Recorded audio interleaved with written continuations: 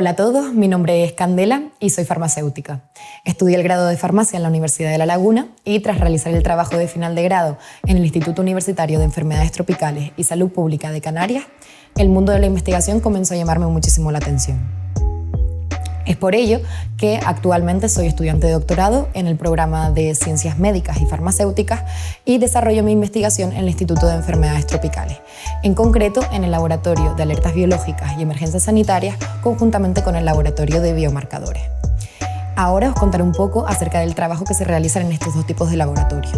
En un primer lugar, en el Laboratorio de Alertas Biológicas y Emergencias Sanitarias, se investiga y se estudia acerca de patógenos emergentes, que se definen como aquellos microorganismos en el que se incluyen bacterias, virus y hongos que pueden llegar a provocar una enfermedad en el ser humano y cuya aparición en la población ha sido repentina, es decir, no se conocía con anterioridad esta enfermedad. O, por otro lado, que haya un aumento de la incidencia de esta enfermedad, es decir, que existan mayor número de casos. Y es por ello que es importante tenerlas controladas y vigiladas. Un ejemplo de los patógenos emergentes podría ser la pandemia COVID-19. Por otro lado, en el equipo del Laboratorio de Biomarcadores se investiga y se estudia acerca de nuevos posibles biomarcadores para diversas enfermedades. Pero, ¿qué es un biomarcador? Pues bueno, un biomarcador es una molécula biológica o una sustancia cuya presencia en el organismo aporta información sobre el estado de salud de un individuo. Es decir, un biomarcador es una molécula que actúa como un indicador que muestra si el individuo está sano o si hay alguna enfermedad. En este caso estaríamos hablando de un biomarcador diagnóstico. Sin embargo, existen otros tipos de biomarcadores, como el biomarcador terapéutico, en el caso de un individuo que está en un tratamiento y se evalúa para ver si este fármaco es efectivo. Un ejemplo de biomarcador podrían ser los niveles de colesterol en sangre. Por tanto, cuando el médico hace un análisis y nos dan los resultados con el listado, todos los que se encuentran en ese listado son biomarcadores que deben estar dentro de unos valores óptimos para considerar a un individuo sano. La tesis doctoral que desarrollo en estos dos laboratorios se centra en el campo de la epigenética. La epigenética es una disciplina que estudia cómo se regula la expresión de los genes sin modificar la estructura del ADN. En concreto, investigo acerca de unos posibles biomarcadores que se llaman los microARN. Los microARN, como su propio nombre indica, son pequeñas moléculas de ARN que actúan como interruptores activando o silenciando los genes y, por tanto, afectando a su expresión. Sin embargo, hoy os vengo a hablar acerca de una de las principales técnicas moleculares que se utilizan diariamente en el laboratorio para detectar e investigar acerca de este tipo de biomoléculas que conforman nuestro organismo. Bueno, antes de comenzar con el taller, voy a hacer un breve recordatorio sobre lo que es el ADN. El ADN se encuentra en el núcleo de la célula y es una biomolécula encargada de almacenar toda la información necesaria para el correcto funcionamiento de la célula. Está compuesto por nucleótidos que a su vez se conforman por un azúcar simple, un grupo fosfato y una base nitrogenada. Para poner un ejemplo, el ADN podría compararse con un gran libro de instrucciones. Este libro está escrito en un código de 4 letras que se corresponden con las iniciales de las bases nitrogenadas. A de adenina, T de timina, C de citosina y G de guanina. Este libro, al igual que otros, se divide en capítulos que se corresponderían con cada gen. Cada capítulo sería un gen. Y bueno, por lo tanto, todas nuestras células tienen este ADN, ¿no? Tienen este gran libro de instrucciones. Sin embargo, existen diferentes tipos de células que cumplen funciones distintas. Por ello, aunque todas tengan el mismo ADN, es decir, todas tengan la información de este libro de instrucciones, no siguen las mismas funciones. Es decir, cada una lee un capítulo que le interesa para cumplir su función. Por ejemplo, en el caso de una célula estomacal y una célula de la piel, cada una va a leer los capítulos del libro que necesita para cumplir su función e ignorará el del resto. El ADN, al igual que otras biomoléculas como las proteínas, son de tamaño microscópico. Además, en el caso del ADN no se pueden visualizar en un microscopio convencional, sino en uno de mayor resolución y, por tanto, de mayor coste. Por ello, las técnicas moleculares son realmente útiles para analizar este tipo de moléculas de tan pequeño tamaño. En el presente taller explicaré una de las técnicas de biología molecular que utilizamos diariamente en el laboratorio. Hoy exploraremos la PCR, que viene de las siglas reacción en cadena de la polimerasa, una herramienta fundamental que tomó protagonismo a raíz de la pandemia COVID-19. El objetivo de este taller principalmente es comprender los procesos necesarios para realizar una PCR y conocer el mecanismo de la PCR y sus posibles aplicaciones. Pues la PCR es la reacción en cadena de la polimerasa y la polimerasa es una enzima que interviene en los procesos de replicación del ADN. La función principal de esta enzima es ir agregando nucleótidos de manera consecutiva para crear una nueva hebra complementaria siguiendo el patrón de una hebra ya existente. La PCR permite amplificar, por tanto, fragmentos específicos del ADN, es decir, crear millones de copias de una región de interés. Esto va a permitir analizar y detectar la secuencia de manera mucho más precisa. Sin embargo, para llevar a cabo la PCR se requiere de un paso previo, que es la extracción del material genético, es decir, del ADN. Como hemos dicho anteriormente, el ADN se encuentra en el núcleo de la célula y para ello es necesario romper las membranas celulares para dejar el ADN expuesto y de esta manera poder aislarlo y purificarlo. Se puede extraer el ADN de diversos tipos de muestras, como puede ser la sangre, la saliva o, por ejemplo, el hisopo nasofaringeo, que era el tubito que nos introducían en la nariz para hacer el test de COVID. A continuación vamos a realizar la PCR, en la que los materiales necesarios serán una pipeta de 10 microlitros, unas puntas y los reactivos que diré a continuación, además de un tubito chiquitito de PCR. En un primer lugar necesitamos el ADN molde. El ADN molde va a ser el ADN que hemos extraído previamente. Este tiene una secuencia de ADN muy larga y nosotros vamos a querer detectar una región pequeñita.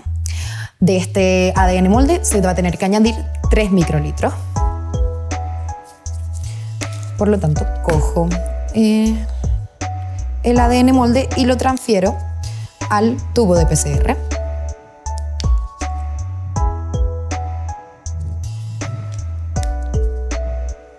A continuación, el siguiente reactivo necesario van a ser los primers o cebadores.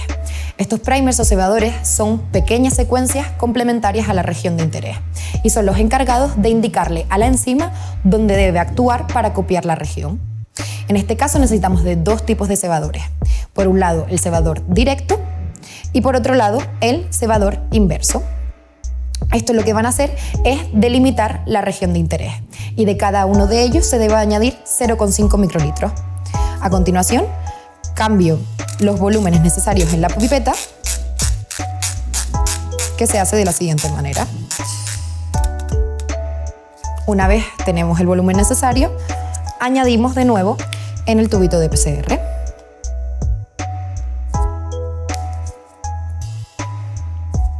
En un primer momento el cebador directo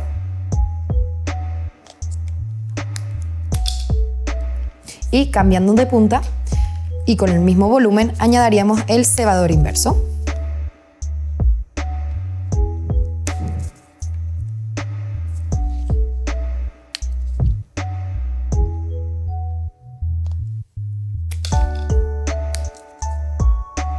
A continuación, el siguiente reactivo sería la enzima, la ADN polimerasa, que es la encargada de copiar la hebra complementaria. En este caso, la ADN polimerasa debe estar en una cantidad de 1 microlitro, por lo que variamos las cantidades en la pipeta. Una vez ya hemos puesto el volumen necesario, volvemos a introducirlo en el tubo de PCR.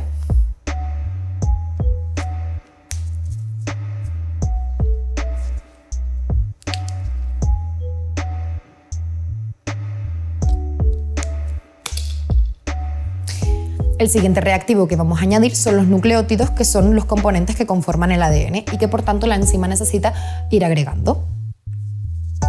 En este caso, los nucleótidos irían en una cantidad de 2 microlitros, por lo que debemos también volver a variar el volumen de la pipeta. Una vez tenemos el volumen ya especificado, lo volvemos a añadir en el tubito de PCR.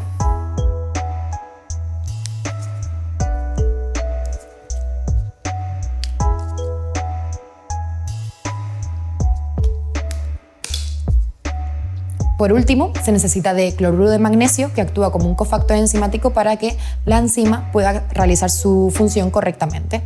Además, también se necesita un buffer de reacción, que será el encargado de mantener las condiciones óptimas para que funcione la reacción, además de mantener un pH adecuado. Normalmente, el cloruro de magnesio y el buffer de reacción ya vienen formulados en una única preparación. Y de este reactivo debemos añadir 3 microlitros, por lo que debemos volver a variar el volumen de la pipeta. Una vez tenemos los 3 microlitros, volvemos a agregarlo en el tubito de PCR.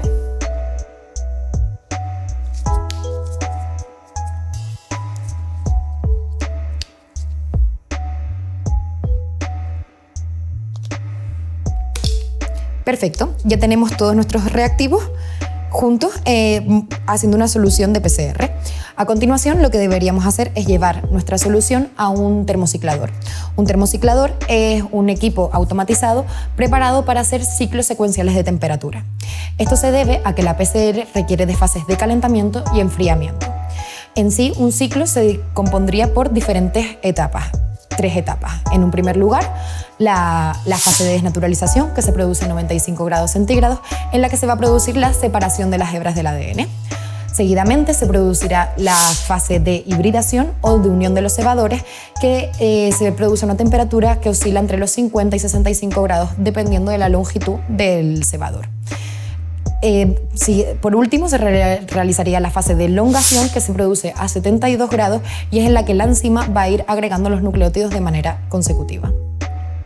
Este ciclo se repetiría en torno a 20 o 45 veces y de esta manera conseguiríamos un montón de copias de ADN. Pues bueno, una vez haya terminado la reacción en el termociclador, que conllevará en torno a media hora o una hora, tenemos nuestro producto de PCR amplificado. Sin embargo, para confirmar la amplificación de la región deseada, se realiza una electroforesis en gel de agarosa al 1,5%. Esta técnica permite la separación de moléculas según su carga y su tamaño. Se aplicará una corriente eléctrica que hará que las moléculas migren del polo negativo al polo positivo. Esto es debido a la naturaleza química del ADN, que al poner un pH específico adquiere una carga negativa en los grupos fosfato. Las moléculas más pequeñas se desplazarán mucho más rápido por el gel, mientras que las más grandes se mueven más lentamente, con lo cual aquellas más pequeñas estarán más cerca del polo positivo y las más grandes estarán más próximas al polo negativo. A continuación, para hacer la electroforesis en gel de agarosa, en un primer momento necesitaremos materiales como la agarosa, que yo ya la tengo previamente pesada, 1,5 gramos, el TAE, que es una solución tampón para mantener el nivel de pH adecuado, el agente intercalante, que es una molécula que queda atrapada entre las hebras de ADN y emite fluorescencia o luz para detectar el producto amplificado. Por otro lado, el producto de PCR que hemos generado nosotros después del termociclador, el tampón de carga, que esto es una solución de una densidad mayor para asegurar la colocación de las muestras en el fondo del pocillo, que veremos a continuación. Además, el marcador de pesos moleculares, que es una solución con distintos fragmentos de ADN de longitud conocida y nos servirá como referencia en la lectura de los resultados. Por otro lado, también necesitaremos del uso de un peine para formar los pocillos y luego una cubeta de electroforesis en la que se le aplicará una corriente eléctrica. Pues bueno, vamos a comenzar a realizar el gel de agarosa. En un primer momento vamos a añadir la agarosa, que yo ya he presado previamente, 1,5 gramos, y la añadiremos en un vaso de precipitado de en torno a 100 o 250 mililitros o también un matraz Erlenmeyer. Con lo cual, añadimos en un primer momento la agarosa.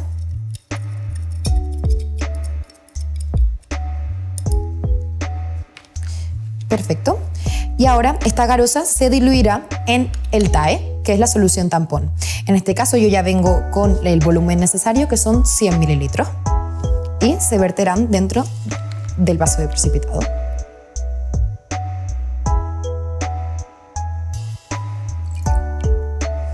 En este tubito Falcon tenemos 50 mililitros y nos faltaría agregar otros 50 mililitros.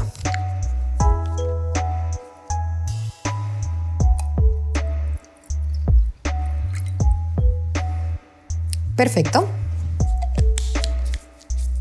Una vez añadidos los reactivos, se agitaría de manera vigorosa, pero la agarosa necesita de calor para que se disuelva. Por lo tanto, lo llevaríamos a un microondas o a un baño María, en el que iremos dándole calor en torno a 5-15 segundos para que se diluya la agarosa. Una vez la agarosa se encuentre diluida, comenzaremos a formar el gel. Entonces, bueno, esto ya lo he hecho yo previamente en el laboratorio y tendríamos lo que es el adaptador para formar el gel. En este caso tenemos la cubeta y deberíamos añadir el peine para que nos forme los pocillos. Perfecto. Una vez tenemos el gel, se añadiría el agente intercalante.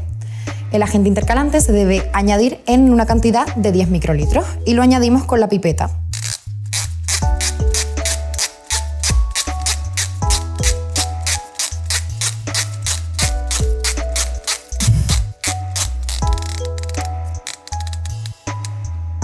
Vale, una vez tenemos los 10 microlitros, cogemos una punta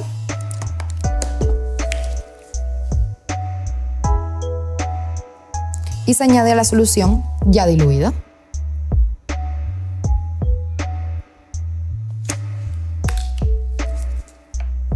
Perfecto. Ahora se mezclaría y se vertería en la cubeta.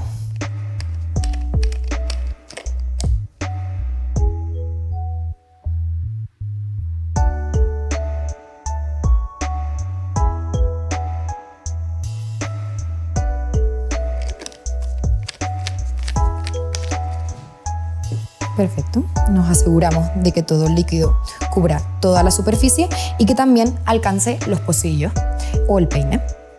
A continuación deberíamos esperar en torno a 20-30 minutos para que el gel solidifique a temperatura ambiente. Sin embargo, como este proceso ya lo he realizado en el laboratorio, y a continuación tenemos el gel ya formado en la cubeta de electroforesis. Esta sería la cubeta de electroforesis en la que se le aplicaría una corriente eléctrica para llevar a cabo la reacción.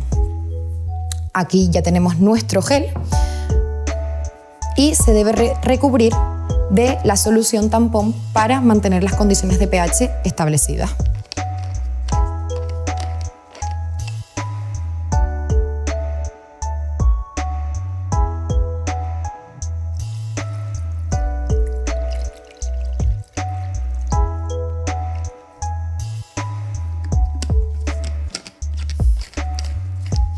Una vez el líquido haya cubierto toda la superficie, debemos añadir las muestras. Para añadir las muestras, previamente se deben de mezclar con el tampón de carga. Se utilizarán 2 microlitros de tampón de carga y 6 microlitros de la muestra. En un primer momento cogeremos el marcador de pesos moleculares y luego recogeremos con la pipeta.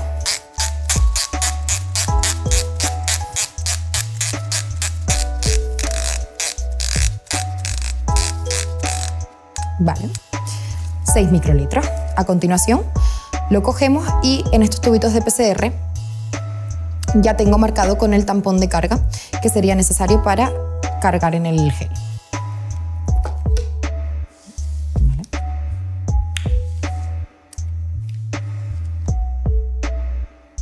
Recogemos 6 microlitros del marcador de pesos moleculares, que va a ser el que nos actúe como referencia a la hora de leer los resultados, y lo mezclamos con el tampón de carga. En este caso se mezcla un poquito con la pipeta para asegurar que el tampón de carga penetre bien en la muestra. Sucesivamente. Perfecto. A continuación cambiamos el volumen e intentamos recoger todo el volumen, que serían 8 microlitros, los 2 microlitros del tampón de carga y los 6 microlitros de la muestra.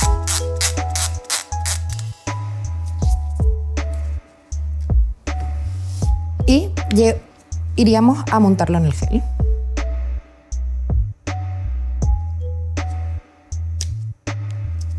Vale. A continuación, lo más importante aquí es visualizar los pocillos y tener bastante pulso, ¿vale? Entonces se podrían ver un poquito los pocillos en el que vamos a introducirlo y virtiendo lentamente la solución.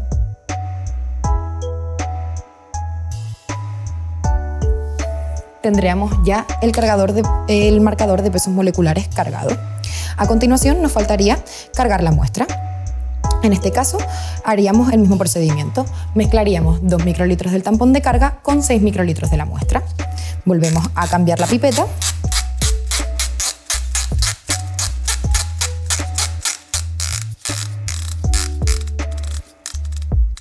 en la que recogeríamos 6 microlitros y recogeríamos nuestro producto de PCR que hemos puesto previamente en el termociclador.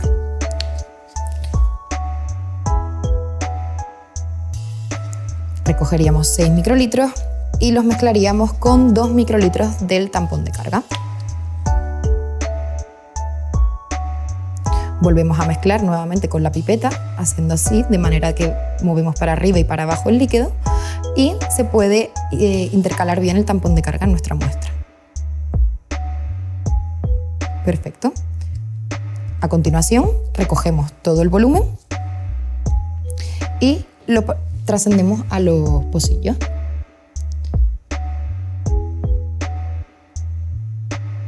Se vierte lentamente.